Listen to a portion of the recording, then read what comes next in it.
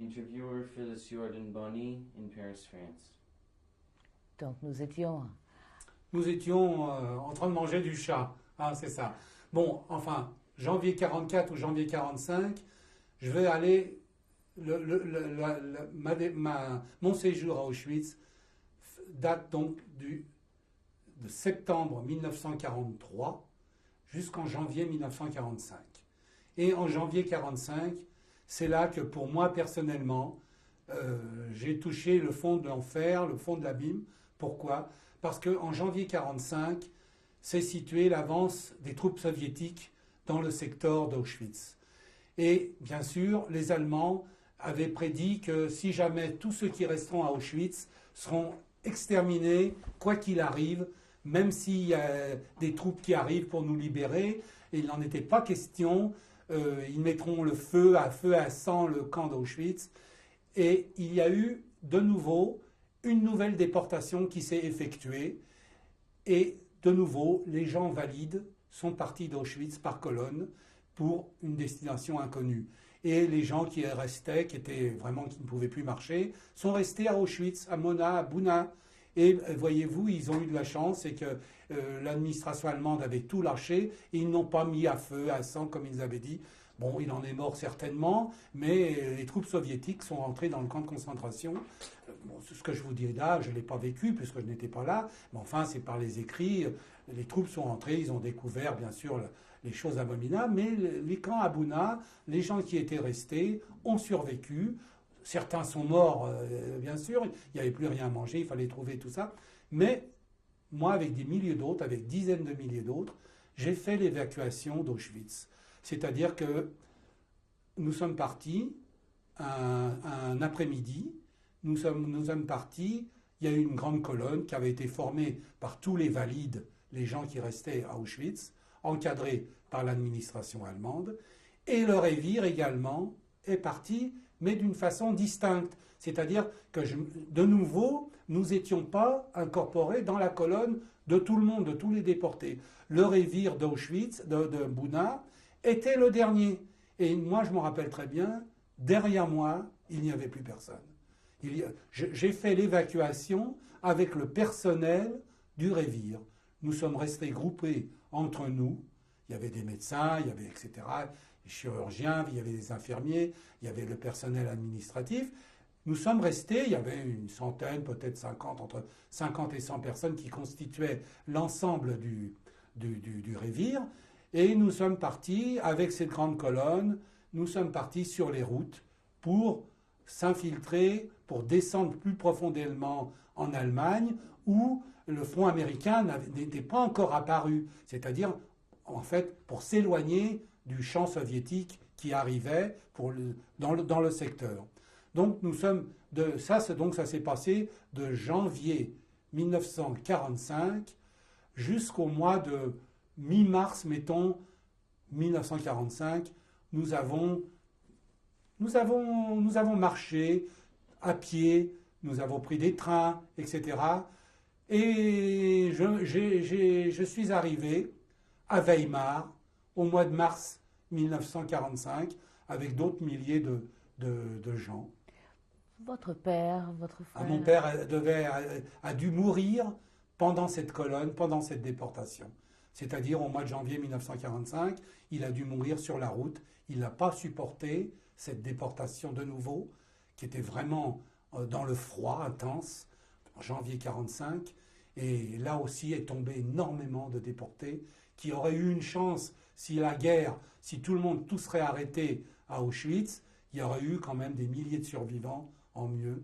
Mais là, de janvier 1945 jusqu'à mai 1945, il y a eu dans tous les camps qui se sont effectués, de nouvelles déportations, de nouvelles évacuations, où là vraiment toute l'infrastructure, le peu qui existait, n'existait plus.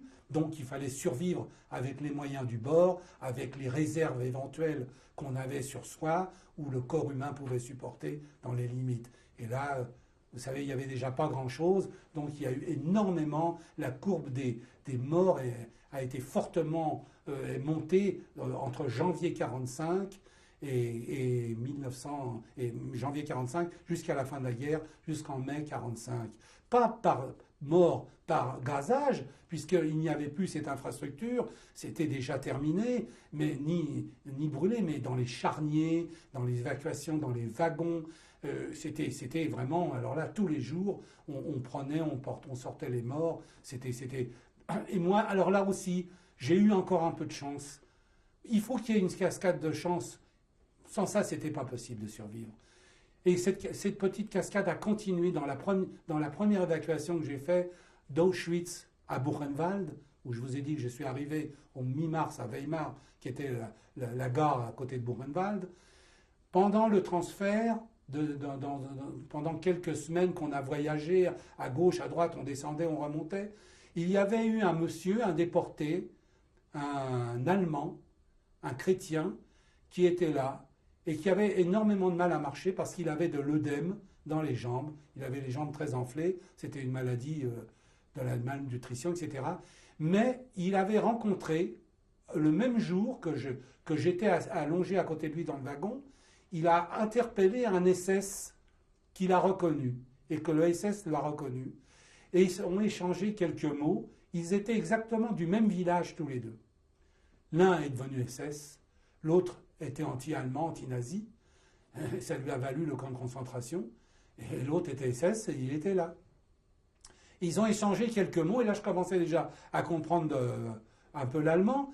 Et il lui a dit, bon, ils se sont donné des nouvelles du pays.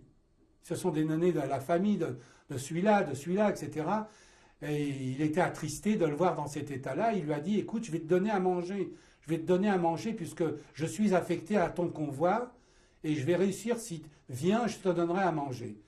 Et alors, il est venu une ou deux fois avec moi, que je le soutenais, quand il y avait un arrêt. Le ravitaillement était à la fin du wagon. Et donc, lui, il était affecté justement à ce service-là.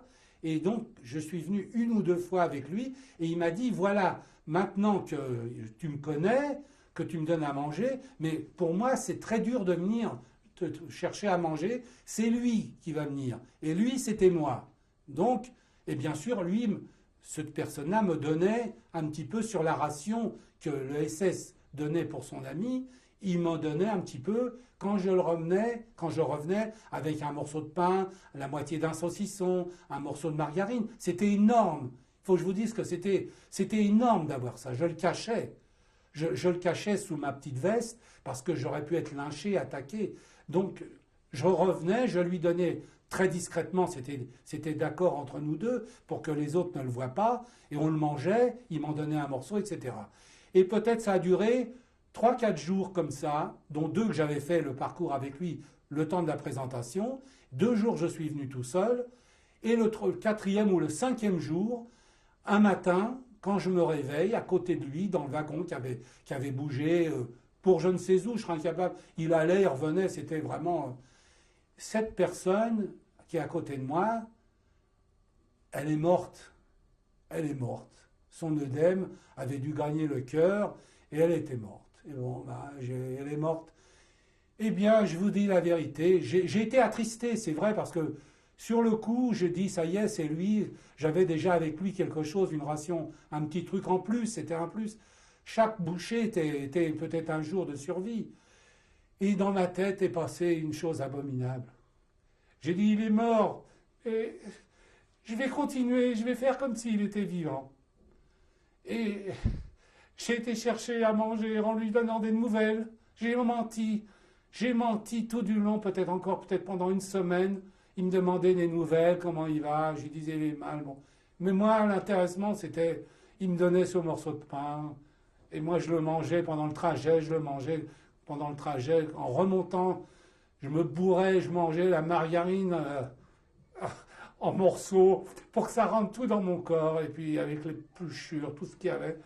Et puis voilà, j'arrivais de nouveau à ma place, quand on avait le droit de vaquer, et puis voilà, puis un jour, peut-être 3-4 jours après, j'ai été, comme précédemment, prendre ma ration, enfin sa ration, et puis je ne l'ai plus vu. Alors j'ai pas voulu insister, parce que vraiment, tant qu'il était là, j'avais un prétexte, lui me couvrait, vous comprenez. Mais quand je l'ai plus vu, c'était un peu en dehors du convoi, puisque c'était pendant 2-3 wagons où il y avait un peu soit du matériel allemand, soit du ravitaillement, donc il fallait pas tellement être vu là. Bon, c'était un risque.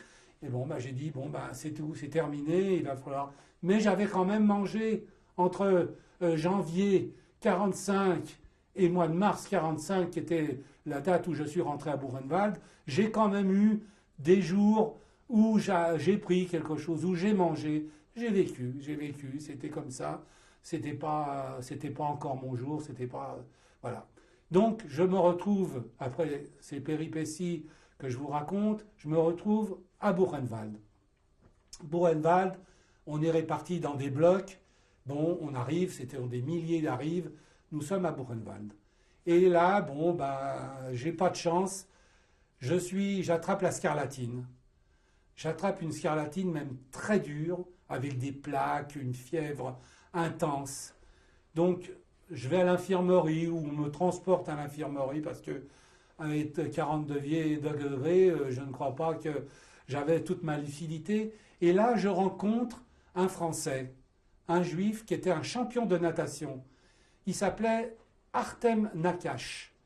C'était un champion, il était de Toulouse. Il avait été déporté, dénoncé par un nageur qui avait de la haine contre lui, parce qu'il était champion de France de brasse papillon. On peut facilement le revoir dans les années 1939, 40 ou 41.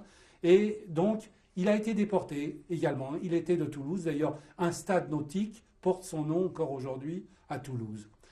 Eh bien, il parle avec moi donc français. Il me dit, mais mon vieux, tu as une scarlatine horrible, etc. On va tout faire pour essayer que tu viennes. Et alors, il m'a dit, bon, il fait venir un médecin français. Et il me dit, on n'a pas ce qu'il faut pour en couper, mais il existe un vieux procédé, c'est de mettre ça dans un bain glacial, d'essayer de le mettre dans un bain glacial pour couper la réaction de la fièvre. Et voilà, puis j'ai pas dit oui, j'ai pas dit non, on m'a pas demandé mon avis. On m'a mis dans un bain glacial, il y avait des glaçons, on m'a trempé dedans, ça m'a suffoqué, ça m'a fait ce que ça m'a fait, mais ça m'a fait tomber la fièvre. Et puis, ben, ma réaction a été le bond a repris et ma scarlatine s'est débinée, ou la fièvre. Bref, je n'ai pas eu de séquelles, et je suis retourné dans le camp. J'avais pas de travail à l'époque, on restait dans le bloc, etc. Il y avait des appels, tantôt ci, tantôt ça. Je me portais volontaire pour un petit travail. Bon, on vous demandait pas, je le faisais, etc. Et, pardon ? Donc, votre arrivée à Buchenwald, comment s'est passé donc quand vous êtes arrivé? Vous n'étiez plus dans le Révire? Ah non, là c'était fini. C'était fini, donc j'étais comment... à la même enseigne que tout le monde, mais je vous dis, les blocs étaient chauffés à Buchenwald. C'était au mois de mars, le printemps commençait. Donc, mais il n'y avait pas il y avait la tension de la mort du fait dans les colonnes d'évacuation, elle était terminée. Il y avait des blocs, on était installés, enfin peut-être un grand mot, mais enfin on avait chacun notre petit point de chute. Là, il y avait le lit, là, il y avait le coin, les latrines, vous comprenez. Il y avait une distribution de nourriture à heure fixe qui s'effectuait, qu'on nous donnait, toujours pareil, un morceau de pain, une soupe. Il n'y avait pas tellement les cours, enfin du moins moi tel que je l'ai vu dans le secteur de Buchenwald, qui était assez grand également, mais dans mon secteur, je ne me rappelle pas avoir vu justement ces coups qui pleuvaient, etc., comme c'était coutumier à Auschwitz. Donc je sors de l'hôpital de Buchenwald, j'arrive à avaler cette scarlatine, et je me retrouve donc avec tout le monde, quoi, dans un bloc, etc. Mais manque de chance, encore une fois, il y a de nouveau les Américains, enfin manque de chance pour moi, mais les Américains arrivent dans le secteur où se trouvent Weimar et Buchenwald. Donc les Allemands n'ont pas toujours aucun cœur, et veulent qu'un maximum ou qu'un minimum voit un peu la liberté grâce aux troupes alliées qui arrivent. Donc ils reforment des groupes d'évacuation. Et je suis pris dans un encerclement qui a lieu par les Allemands dans le camp de Buchenwald, c'est-à-dire je sors, et d'un seul coup je ne peux plus revenir au lieu d'où je suis sorti, je me trouve dans une rue du camp, et on reforme avec toutes ces personnes, ça faisait des milliers de gens, je me retrouve dans une colonne qui s'en va de nouveau, où, personne ne sait bien sûr, en évacuation de nouveau de Buchenwald. Nous redescendons donc, on reforme des colonnes, des milliers de gens. Alors là, bien sûr, pas question de révire, d'alimentation, quoi que ce soit. C'était, vous comprenez, la fin de la guerre qui arrivait. Donc c'était en veux-tu, en voilà, on vous met là, et puis il faut marcher tout de suite. La colonne, au fur et à mesure, elle était approvisionnée par les gens qu'ils avaient raflés à l'intérieur du camp.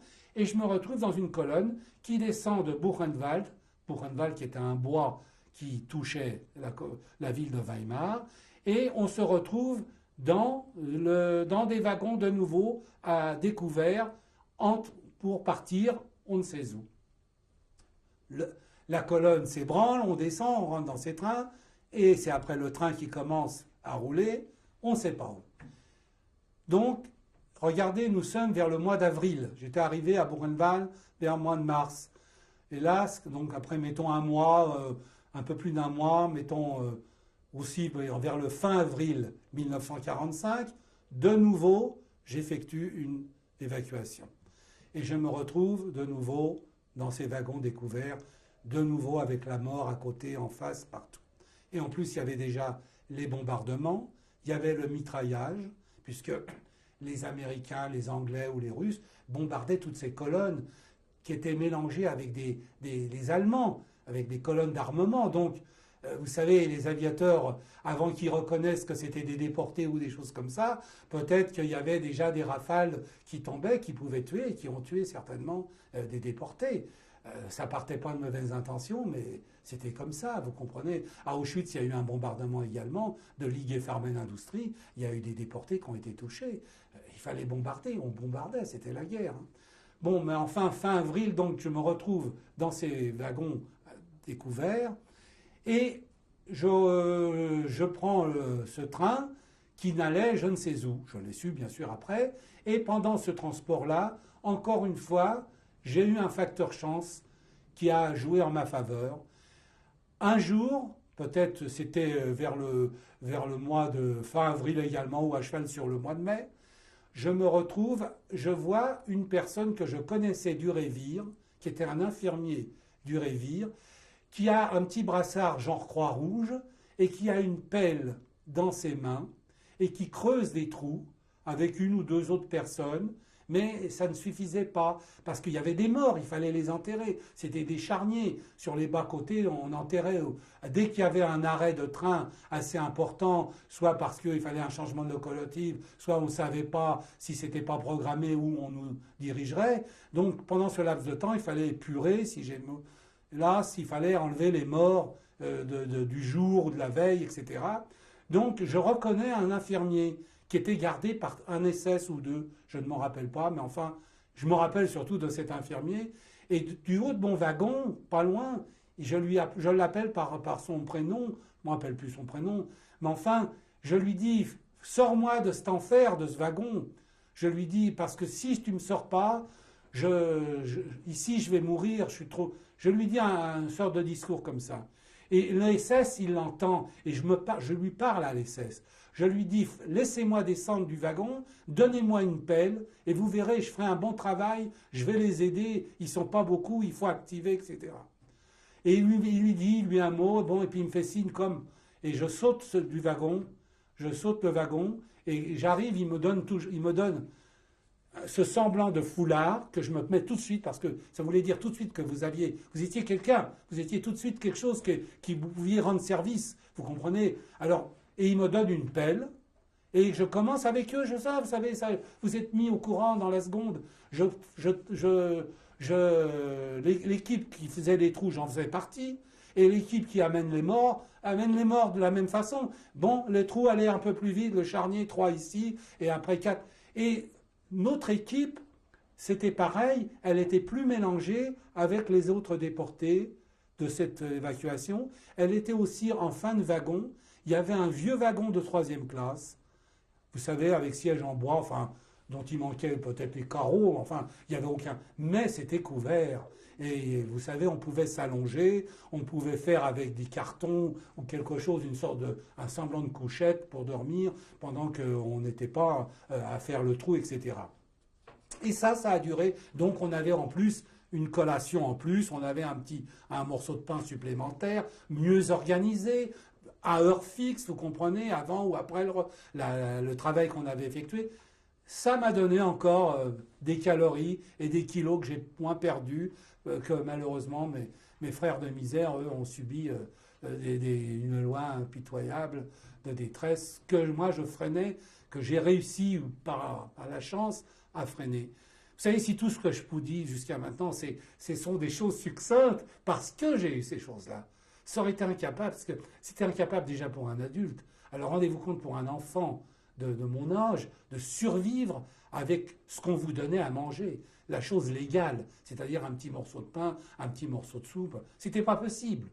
C'était, vous savez, quand ça durait 3 semaines, 1 mois, il fallait que ça soit quelqu'un qui vraiment était déjà très fort. Alors, vous savez, j'étais pas fort, j'étais fluet et tout ça.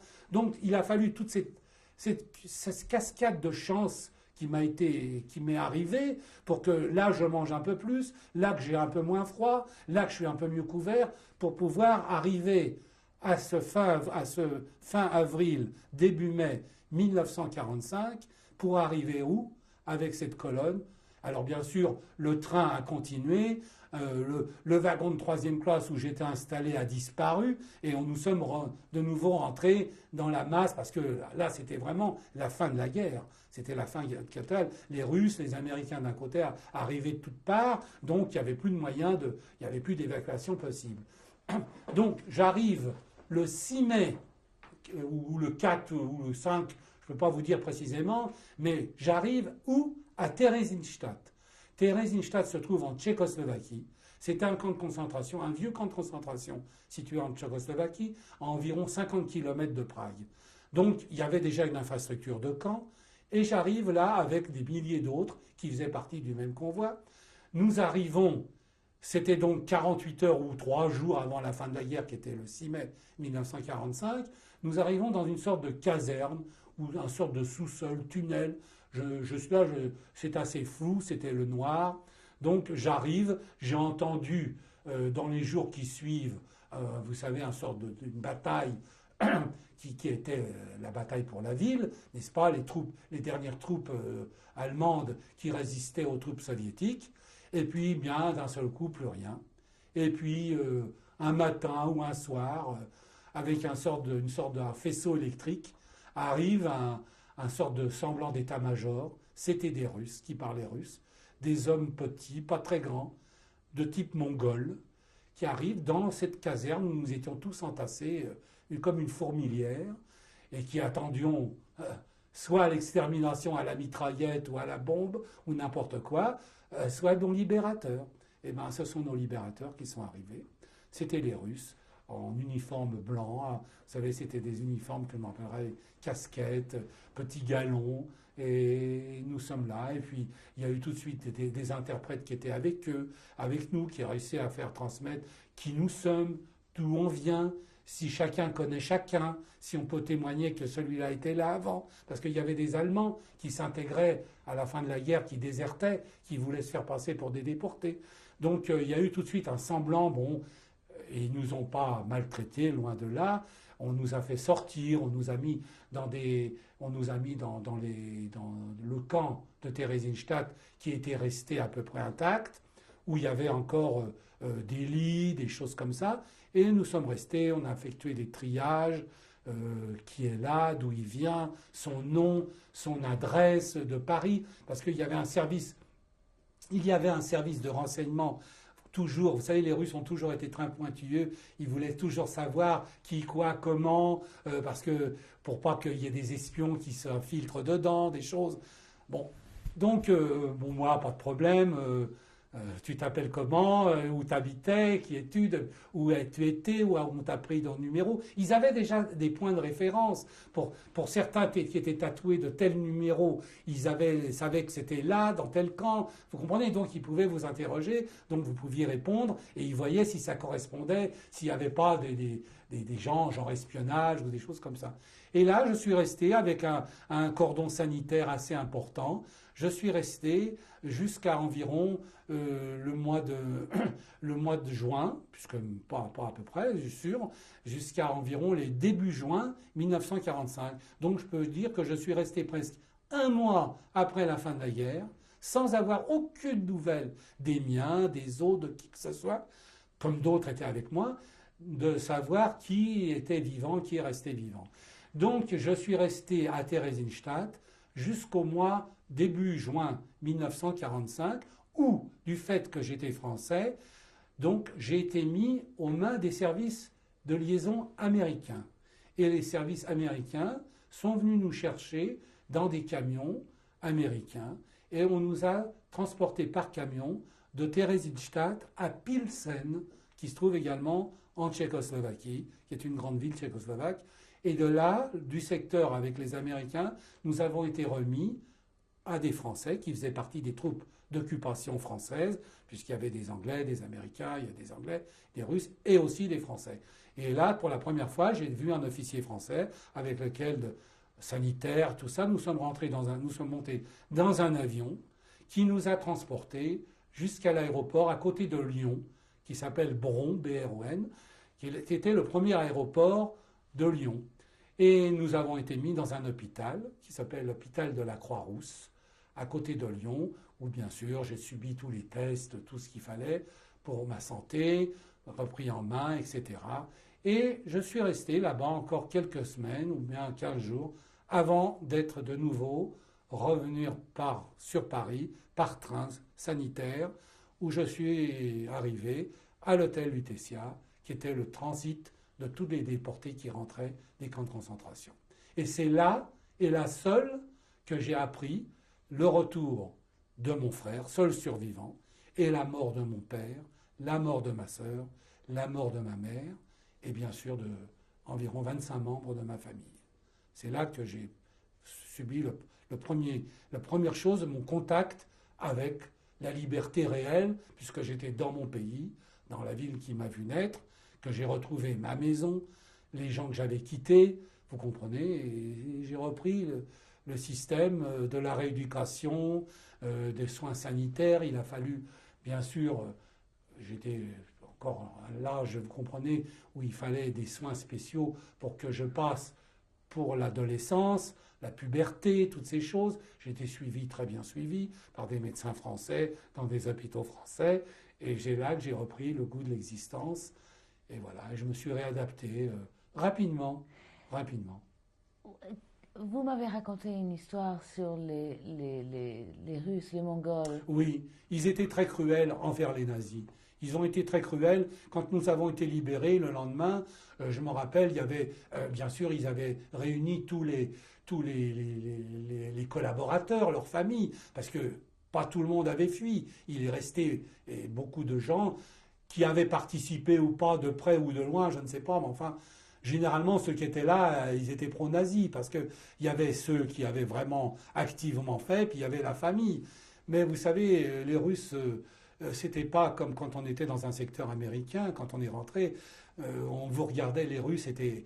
Vous étiez pas un déporté, vous étiez donc contre. Donc contre, vous deviez partir, vous deviez être exécuté. Et justement, il y a eu un épisode dans cette caserne, je me rappelle, où peut-être le surlendemain que j'ai vu pour la première fois ces troupes mongoles, il y a eu des exécutions qui ont été effectuées. Et alors là, vraiment, c'était contre un mur, et il y avait des hommes, des femmes avec des enfants. Il y avait même une dame en chaise roulante. Il y avait des femmes et des enfants dans les bras, je m'en rappelle. Et avant que le signal du feu, parce qu'ils étaient condamnés, c'était terminé. Ces gens avaient fait je ne sais quoi, hein, je ne peux pas juger, mais ça vous prouve qu'il y a eu aussi certainement de la cruauté qui ne s'est pas passée peut-être dans d'autres secteurs.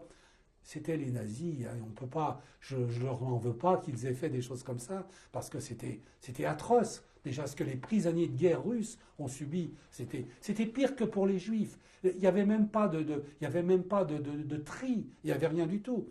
Un prisonnier russe était tout de suite exécuté, il y avait même pas l'ombre qui rentre dans un camp de travail. Tant qu'ils étaient là, les Juifs avaient un cran en dessous. Donc, vous comprenez, tout ça, l'état-major, les officiers le savaient. Donc, quand est arrivée la libération, il y a eu cet épisode horrible où, pour donner le signal du feu, j'étais toujours le plus petit à intégrer. Donc, j'étais là aux premières loges, et il m'a vu, quelqu'un m'a vu ou lui a dit, et il voulait que moi je donne le signal du feu en me donnant la mitraillette pour que les autres déclenchent le feu, si vous aimez mieux. Il n'y avait qu'à appuyer. Même si j'appuyais n'importe où, eux auraient fait derrière et auraient tué. Et quand il m'a donné la mitraillette, il me l'a presque lancée. Par réflexe, je l'ai pris dans la main et j'ai dit je peux pas. J'ai dit je peux pas. Je voyais en face. Vous comprenez? Et pourtant j'avais de la haine. J'en ai encore aujourd'hui. Mais je vous assure que ça, j'ai jamais pu le faire. J'ai jamais pu.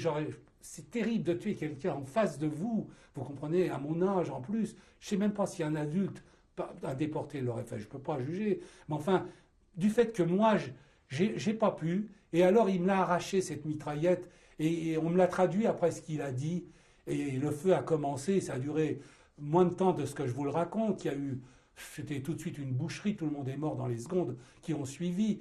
Même la vieille, ils l'ont tiré comme un lapin, ils l'ont fait rouler. Ils ont tiré sur la chaise d'invalide. Et il a dit, on me l'a traduit, il a dit, voilà, regarde, après tout ce que t'ont fait subir ces gens, t'arrives pas, c'est pour ça que vous avez subi, que vous subirez longtemps encore la misère que les Juifs ils ont. Vous comprenez ça? Il l'a dit, il l'a pas dit avec ta haine, mais il l'a dit pour se justifier, lui, de ce qu'il faisait. D'après moi, et il aurait fallu que je le fasse, ça aurait été pour lui une satisfaction qu'il me donne, vous comprenez? Voilà, tiens, ces gens, ils t'ont exterminé, ils ont voulu t'anéantir, tu as maintenant l'occasion de le faire, et je ne l'ai pas fait. Alors ça, là, il a été irrité, et ça lui est sorti comme le mot d'un soldat, peut-être, en disant, voilà, si tu ne le fais pas maintenant, tu ne le feras jamais, et voilà, tu subiras, il faudrait que tu acquiesces d'être toujours humilié, et si tu es persécuté, voilà. Tu as une chance de les tuer, tu ne le fais pas. Voilà. Je ne l'ai pas fait, non, et je ne le ferai jamais, certainement. Et voilà, et je suis revenu, comme je vous dis, à Paris. La mort de mes parents, elle s'est effectuée du fait que j'avais déjà vécu dans cet univers concentrationnaire. Je m'y attendais, si vous aimez mieux. Vous comprenez? J'ai pas eu cette cassure qu'on vous annonce, un accident, un truc comme ça. Je savais que, je pensais être le seul rentré. Quand j'ai foulé, la première chose, quand j'ai pris le téléphone de l'hôtel Lutetia, et je me suis rappelé le numéro de téléphone, qui était le coiffeur à côté de mes parents n'avaient pas le téléphone, parce qu'avoir le téléphone à l'époque, c'était extrêmement difficile. Mais je me suis rappelé le numéro de téléphone je peux vous le dire même encore maintenant, du coiffeur qui était le voisin. C'était Roquette 92. Pourquoi je m'en suis rappelé? Parce que 92 en français, c'est 9 et 2. Et ça peut être aussi 80 et plus loin 12. Donc 92, je savais que c'était en 4 chiffres. Donc ça m'était resté. Roquette, c'était un peu le quartier de la Roquette qu'on habitait. C'était la numérotation des téléphones se faisait comme ça. C'était Archive, Odéon, Roquette. Vous savez, c'était 3 chiffres en lettres et 4 chiffres en numéros. Donc je me suis rappelé, et la personne qui a décroché, c'était le patron. Je me rappelais également ce nom. Il s'appelait Monsieur Feuillet. Et je lui dis, vous savez qui c'est à l'appareil? C'est Henri Schusterman, vous savez, le fils de l'épicier. Ah, alors il m'a dit, alors je lui dis, qui est rentré, qui est vivant, qui est déjà à la maison? Alors il me dit, pour l'instant, il n'y a que ton frère. Alors il m'a passé, je crois qu'il me l'a passé, et il me l'a passé mon frère, parce que ça a duré un bout de temps, et je crois que la communication avait été coupée, ou est-ce que je lui ai parlé? Il voulait certainement venir me chercher à cet hôtel Lutetia. Et on s'est loupé, ça fait que je n'ai pas pris, j'ai pas été avec mon frère, je ne crois pas. Vous savez, je crois que j'ai pris le métro. On nous donnait un ticket de 2 ou 3 tickets de métro, et je suis rentré tout seul à la maison. J'étais maigre.